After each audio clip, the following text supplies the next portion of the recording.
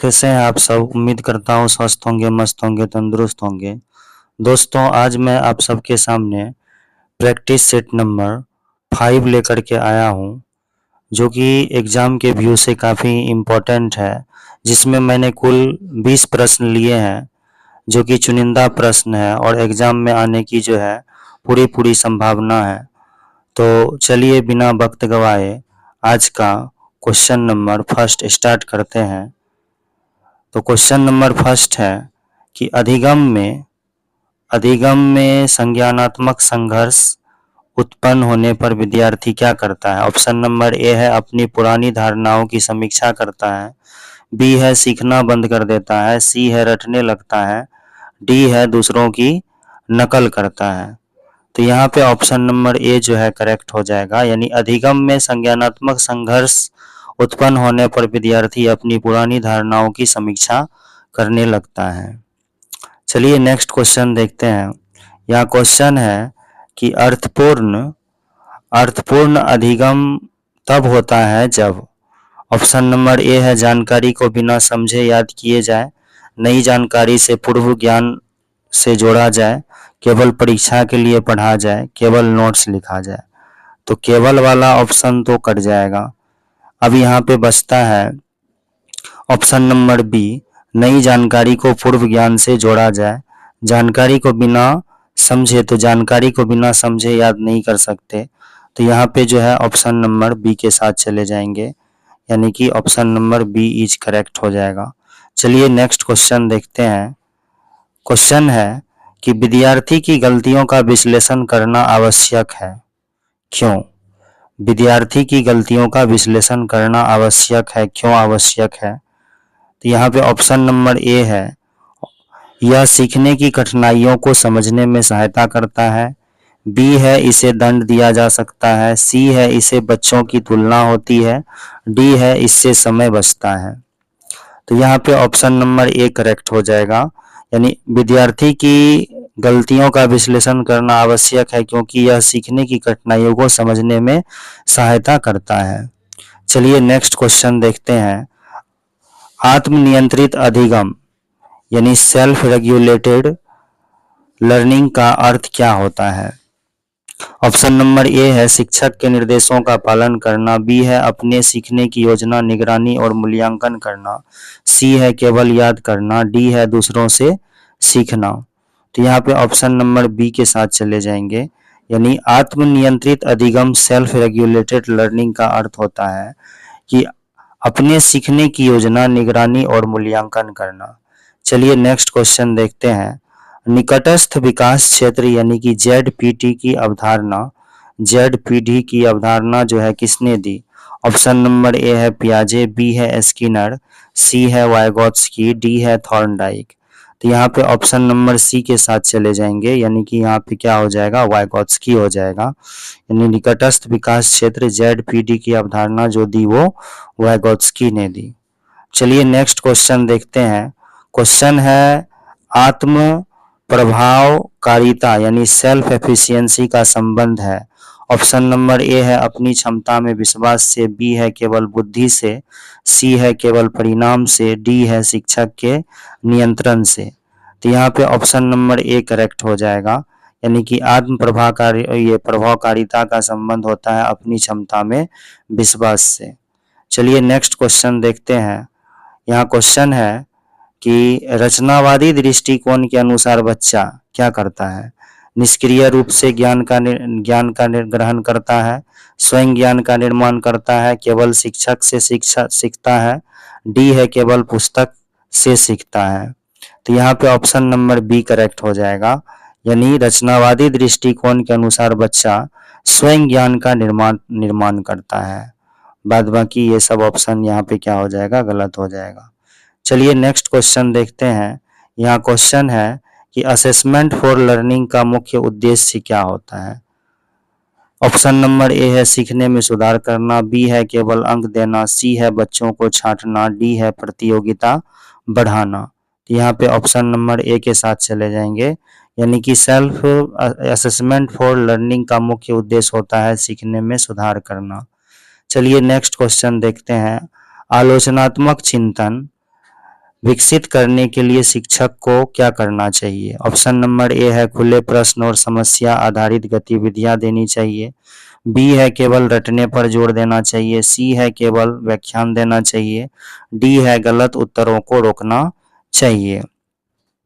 तो यहाँ पे ऑप्शन नंबर ए जो है करेक्ट हो जाएगा, यानी कि आलोचनात्मक चिंतन विकसित करने के लिए शिक्षक को खुले प्रश्न और समस्या आधारित गतिविधि देनी चाहिए। चलिए नेक्स्ट क्वेश्चन देखते हैं।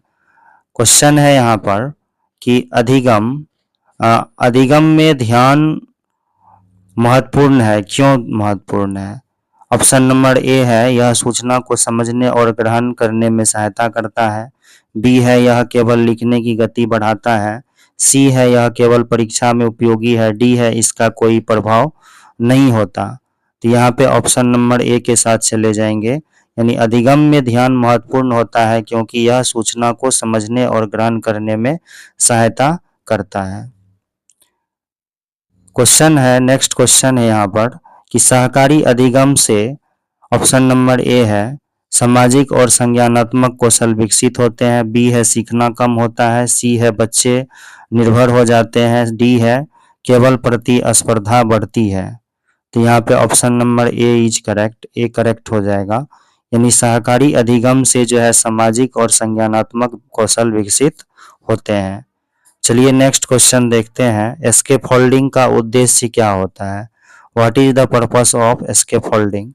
ऑप्शन नंबर ए है अस्थायी सहायता देकर सीखने में मदद करना। बी है बच्चों को दंड देना। सी है केवल उत्तर बताना। डी है परीक्षा लेना। तो यहाँ पे ऑप्शन नंबर ए के साथ चले जाएंगे, यानी स्कैफोल्डिंग का उद्देश्य होता है अस्थायी सहायता देकर सीखने में मदद करना। नेक्स्ट क्वेश्चन है कि अधिगम स्थानांतरण ट्रांसफर ऑफ लर्निंग का अर्थ होता है। ट्रांसफर ऑफ लर्निंग का अर्थ होता है, ऑप्शन नंबर ए है पुराने ज्ञान का नई परिस्थितियों में उपयोग करना। बी है ज्ञान भूल जाना। सी है केवल दोहराना। डी है नकल करना। तो यहाँ पे ऑप्शन नंबर ए के साथ चले जाएंगे, यानी यहाँ पे हो जाएगा पुराने ज्ञान का नई परिस्थितियों में उपयोग करना। चलिए नेक्स्ट क्वेश्चन देखते हैं। विद्यार्थी केंद्रित शिक्षण में शिक्षक होता है, क्या होता है? ज्ञान का एकमात्र स्रोत होता है, मार्गदर्शक और सहायक होता है, या नियंत्रक होता है, या केवल परीक्षक होता है? तो विद्यार्थी केंद्रित शिक्षण में जो शिक्षक होते हैं वो मार्गदर्शक और सहायक होते हैं। तो यहाँ पे ऑप्शन नंबर बी के साथ चले जाएंगे। चलिए नेक्स्ट क्वेश्चन देखते हैं। यहाँ क्वेश्चन है पुनर्बलन रेनफोर्समेंट का उद्देश्य है वंचित व्यवहार को मजबूत करना। बी है डर पैदा करना। सी है सीखना रोकना। डी है गलतियों को बढ़ाना। तो यहाँ पे ऑप्शन नंबर ए करेक्ट हो जाएगा, यानी पुनर्बलन का उद्देश्य होता है वंचित व्यवहार को मजबूत करना। चलिए नेक्स्ट क्वेश्चन देखते हैं। चिंतनशील अधिगम यानी रिफ्लेक्टिव लर्निंग में विद्यार्थी अपने सीखने पर विचार करता है, केवल याद करता है, केवल लिखता है, दूसरों की नकल करता है। तो यहाँ पे ऑप्शन नंबर ए जो है करेक्ट हो जाएगा, यानी चिंतनशील अधिगम रिफ्लेक्टिव लर्निंग में विद्यार्थी अपने सीखने पर विचार करता है। नेक्स्ट क्वेश्चन है समस्या समाधान कौशल विकसित करने के लिए शिक्षक को क्या करना चाहिए? ऑप्शन नंबर ए है वास्तविक समस्याएं और खोज के अवसर देने चाहिए। बी है केवल उत्तर बताने चाहिए। सी है रटने को बढ़ावा देना चाहिए। डी है प्रश्न पूछने से रोकना चाहिए। तो यहाँ पे ऑप्शन नंबर ए करेक्ट हो जाएगा, यानी कि समस्या समाधान कौशल विकसित करने के लिए शिक्षक को वास्तविक समस्याएं और खोज के अवसर देने चाहिए। चलिए नेक्स्ट क्वेश्चन देखते हैं। क्वेश्चन है व्यक्तिगत विभिन्नताओं को ध्यान में रखते हुए शिक्षक को क्या करना चाहिए? विविध शिक्षण पर विधियों का प्रयोग करना चाहिए। बी है सभी को एक ही तरीके से पढ़ाना चाहिए। सी है कमजोर बच्चों को अलग करना चाहिए, केवल तेज बच्चों पर ध्यान देना चाहिए। तो यहाँ पे ऑप्शन नंबर ए करेक्ट हो जाएगा, यानी व्यक्तिगत भिन्नताओं को ध्यान में रखते हुए शिक्षक को शिक्षण विधियों का जो है विविध शिक्षण विधियों का प्रयोग करना चाहिए। चलिए नेक्स्ट क्वेश्चन देखते हैं। यहाँ क्वेश्चन है कि आंतरिक प्रेरणा का उदाहरण है। ऑप्शन नंबर ए है रुचि के कारण सीखना, बी है पुरस्कार पाने के लिए सीखना, सी है डर के कारण पढ़ना, डी है अंक के लिए पढ़ना। तो यहाँ पे ऑप्शन नंबर ए करेक्ट हो जाएगा, यानी कि आंतरिक प्रेरणा इंस्ट्रिंसिक मोटिवेशन का उदाहरण है कि रुचि के कारण सीखना। चलिए नेक्स्ट एंड लास्ट क्वेश्चन देखते हैं। यहाँ क्वेश्चन है कि अधिगम को जीवन भर चलने वाली प्रक्रिया कहा जाता है, क्यों कहा जाता है? ऑप्शन नंबर ए है व्यक्ति पूरे जीवन अनुभवों से सीखता है, बी है यह केवल विद्यालय तक सीमित है, सी है यह केवल बचपन में होता है, डी है यह केवल किताबों से होता है। तो यह क्वेश्चन जो है होमवर्क के लिए है, आप लोग इसका आंसर कमेंट बॉक्स में जरूर कीजिएगा। Thanks for watching this video. Have a good day.